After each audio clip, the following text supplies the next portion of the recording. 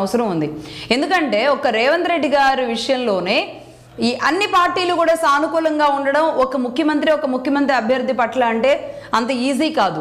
ఒకటి అంటే ఇక్కడ తెలంగాణ ఈక్వేషన్స్లో కూడా బీఆర్ఎస్ని ఆయన ఒంటి చేత్తో ఎదుర్కొంటున్న పరిస్థితి ఉంది. బీఆర్ఎస్ ఈరోజు బీజేపీకి కూడా శత్రువు కాబట్టి ఎంఐఎం కాంగ్రెస్కి సపోర్ట్ చేస్తుంది. ఒక రకంగా ఇండైరెక్ట్గా బీజేపీ కూడా పూర్తి భిన్నంగా దేశమంతా ఒక ఎత్తు అయితే తెలంగాణలో ఒక ఎత్తు, బీజేపీ కూడా ఇండైరెక్ట్గా సహాయం చేస్తూనే ఉంటుంది. అలాగే బీఆర్ఎస్లో ఉన్న అసంతృప్తులు కూడా రేవంత్ రెడ్డి గారికి సహాయం చేస్తూనే ఉంటారు. ఇదే తెలంగాణలో ఉన్న టీడీపీ క్యాడరు ఆయనకి సహాయం చేస్తూనే ఉంటారు, జనసేన ఆయనకి సహాయం చేస్తూనే ఉంటారు.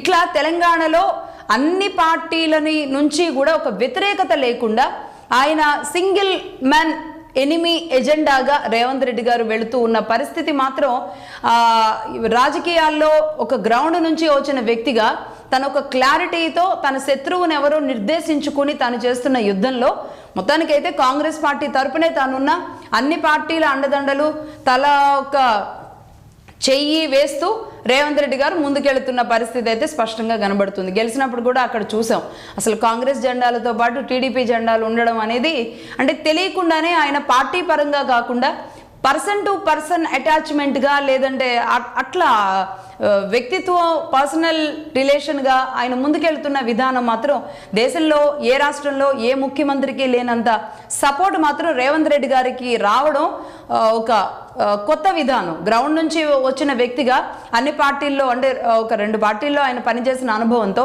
ఆయన ఎవరు శత్రుత్వంగా చూడకుండా ముందుకు తీసుకెళ్తున్న పరిస్థితి. బీఆర్ఎస్లో ఉన్న అనేక మంది కూడా సరే మా తెలంగాణ వాడే గ్రౌండ్ నుంచి ఈ విధంగా వచ్చాడు అనే దాని పట్ల అందరూ కూడా అంత వ్యతిరేకత కనబరచకుండా రాజకీయాన్ని నడుపుతున్న పరిస్థితి మాత్రం ఖచ్చితంగా ఇది రేవంత్ రెడ్డి గారికి దక్కుతుంది. మరి కానీ ఏదైనా సమస్య వస్తే రేపు ఏదైనా కాంగ్రెస్ నుంచే రావాలి తప్ప రేవంత్ రెడ్డి గారికి పెద్దగా మిగతా పార్టీల నుంచి వస్తుంది అని అయితే ఊహించలేం. ఇది రియల్ ఫ్యాక్ట్స్, ఇవన్నీ కూడా రియల్ ఫ్యాక్ట్స్, తెలంగాణలో జరుగుతున్న పొలిటికల్ రియల్ ఫ్యాక్ట్స్ ఇవి. మరి అటు ఎందుకంటే కోమటిరెడ్డి రాజగోపాల్ రెడ్డి గారు నిన్న స్టేట్మెంట్ ఇచ్చారు, ఆయన నన్ను మంత్రిని చేస్తారా లేదంటే నేనే ముఖ్యమంత్రిని అయిపోనా అని. ఇలానే ఉంటుందన్నమాట. ఏదన్నా పుట్టిముంచేలాంటి పరిస్థితులు ఏదన్నా వస్తే నేను చెప్పినట్లుగా రేవంత్ రెడ్డి గారికి ఏదైనా నెగిటివ్ ఏదన్నా మొదలవ్వాలి అంటే అది కాంగ్రెస్ పార్టీ నుంచే మొదలవ్వాలి. అయితే ఒక్కళ్ళని ముంచాలి అని చేసే ప్రయత్నంలో కాంగ్రెస్ పార్టీ ప్రతిసారి అందరూ మునుగుతూ ఉంటారు. కాబట్టి మరి ఇలాంటి సమస్యలన్నింటినీ ఆయన ఎలా ఓవర్కమ్ చేసుకుంటారు? మంత్రి పదవి ఇచ్చి సాక్రిఫైస్ చేస్తారా? ఇంత ఓపెన్ సవాళ్ళ తర్వాత మంత్రి పదవి ఇస్తే మళ్ళీ రేవంత్ రెడ్డి గారు తగ్గినట్టు అవుద్ది. కాబట్టి ముఖ్యమంత్రి పదవి అంటే అంత ఈజీయా? కోమటిరెడ్డి రాజగోపాల్ రెడ్డి గారు కానీ కోమటిరెడ్డి వెంకటరెడ్డి గారు కానీ సరే నల్గొండలో వాళ్ళకంటూ ఒక ఇమేజ్ ఉంది. కోమటిరెడ్డి ఫ్యామిలీకి వెంకటరెడ్డి గారు నిజానికి రాజకీయాల్లో రాణించింది, ముందుకొచ్చింది అంతా కోమటిరెడ్డి వెంకటరెడ్డి గారు. వ్యాపారస్తులుగా మాత్రమే వాళ్ళు ఉన్నారు తప్ప రాజగోపాల్ రెడ్డి గారు వ్యాపారంగానే ఆయన వెనకుండి చూసుకున్నారు తప్ప రాజకీయంగా అది లేదు. ఆయన తీసుకొచ్చి రాష్ట్ర ముఖ్యమంత్రి లాంటి ఇమేజ్ అది సాధ్యమయ్యే పని కాదు. కానీ సొంత పార్టీనే ఓపెన్గా సవాల్ విసిరిన పరిస్థితిలో మరి రాజగోపాల్ రెడ్డి గారి పట్ల ఇటు రేవంత్ రెడ్డి గారు ఎలాంటి విధానం అనుసరిస్తారు? మొత్తానికి గెలుపుతో ఒక జోష్ మీద ఉన్న కాంగ్రెస్ పార్టీ ఏం చేయబోతుంది?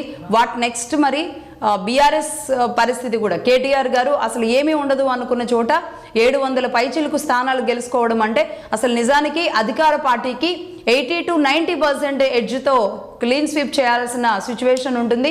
అలాంటిది బీఆర్ఎస్ పార్టీ ఈరోజు గ్రౌండ్లో చాలా స్ట్రాంగ్గా నిలబడింది అనేది కేటీఆర్ గారు చెప్తున్నారు. ఇక్కడ కేటీఆర్ గారి విషయంలో కూడా అంతా తానై ప్రతి ఎన్నికని నడిపిస్తున్న కేటీఆర్ గారు తన వంతుగా తన కష్టం అనేది పడుతున్నారు.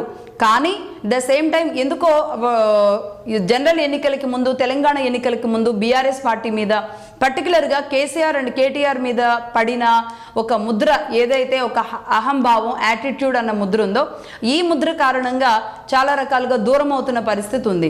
బీఆర్ఎస్ గ్రౌండ్లో ఉంది, బీఆర్ఎస్కి క్యాడర్ ఉంది, బీఆర్ఎస్కి కార్యకర్తలు ఉన్నారు, బీఆర్ఎస్కి బలం ఉంది. అయినప్పటికీ కూడా ఎక్కడో ఒక ఎజెండా మిస్ అవుతున్న సిచ్యువేషన్ కనబడుతుంది. పార్టీలో కల్లోలాలు, పార్టీలో ఉన్న డిస్టర్బెన్స్లు, హరీష్ రావు గారిని టార్గెట్ చేస్తూ ఉన్న విధానం.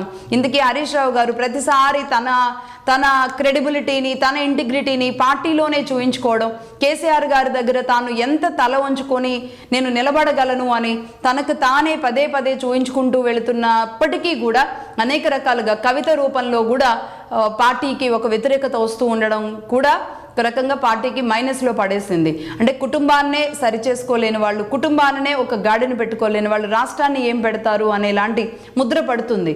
ఒక ఉద్యమ నాయకుడిగా మొదలైన కేసీఆర్ గారు ఎలా అందరినీ ఏకం చేయగలిగారో ఈరోజు రేవంత్ రెడ్డి గారు రాజకీయంలో ఉండి ఏకం చేస్తున్నారు. కేసీఆర్ గారు ఉద్యమంలో ఉండి ఏకం చేశారు, కానీ రాజకీయంలోకి వచ్చిన తర్వాత అందరికీ దూరం అయ్యారు కేసీఆర్ గారు. అలా కాకుండా అదే ఉద్యమ పంధాలో ఆయన తీరు ఎలా ఉండేదో అలాగే ఉంటే గనక రాజకీయం కూడా అంతే సాఫీగా ఉండుండేదేమో. బట్ అనుభవజ్ఞులు, రాజకీయ చాణక్యులు కేసీఆర్ గారు మరి నెక్స్ట్ ఏమి తీసుకుంటారు, ఎవరికి బాధ్యతలు అప్పగిస్తారు, కవితను బుజ్జగిస్తారా, మరి కవిత ఏకంగా సొంత పార్టీయే పెట్టుకొని తాను ఇంకా గ్రౌండ్లోకి వెళతాను, నా స్ట్రైట్గా తన శత్రువు ఎవరు అనేది కవిత కూడా బీఆర్ఎస్ పార్టీ అనేది స్ట్రైట్గా చెబుతున్న నేపథ్యంలో అనేక పెద్ద సవాళ్ళు. అంటే రాజశేఖర రెడ్డి గారికి తర్వాత షర్మిల గారు పార్టీ పెట్టారు రాజశేఖర రెడ్డి గారి పేరుతో. అంటే ఎక్కడ కూడా తండ్రి మరణించిన తర్వాత అన్న ఒక పార్టీ పెట్టుకున్న తర్వాత చాలా సంవత్సరాలకి షర్మిల గారు పార్టీ పెట్టుకొని తండ్రి జెండా కింద, తండ్రి గొడుగు కింద వెళ్ళారు. కానీ ఇది మాత్రం ఒక వినూత్న పరిస్థితి. ఏ కూతురు కూడా మనం అంటే వేరే రాష్ట్రాల్లో చూసాం, కానీ బీహార్ లాంటి చోట తెలంగాణలో తండ్రి ఉండంగానే తండ్రిని నిలబెట్టిన పార్టీ, ఉద్యమ నాయకుడిగా ఉన్న పార్టీ నుంచి ఒక కుమార్తె బయటకు వచ్చి వ్యతిరేకంగా నిలబడడం అనేది అది ప్రజలు కూడా యాక్సెప్ట్ చేయట్లేదు. అట్ ద సేమ్ టైం దీన్ని కవితని తప్పు అని కూడా ఎవరు అనట్లేదు. అంటే ఏదో ఉండకపోతే తను ఎందుకు వస్తుంది, ఇంటి ఆడబిడ్డని, పర్టికులర్గా తెలంగాణలో ఆడబిడ్డల్ని ఇబ్బంది పెట్టేలాంటి పరిస్థితులు ఉండవు. ఆడబిడ్డని ఎంత ఇబ్బంది పెడతామో బయటకు వచ్చింది అనేలాంటి ముద్ర వేయించుకునే పరిస్థితి ఈరోజు బీఆర్ఎస్ పార్టీకి వచ్చింది. అనేక రకాల సమస్యలతో ఇటు బీఆర్ఎస్ పార్టీ ఉంది. ఇక బీజేపీ విషయం చూద్దాం. బీజేపీ ఇక్కడ ఎక్కడ కూడా అంతా తానే ఒకరు నడిపించారు అని చెప్పడానికి లేదు.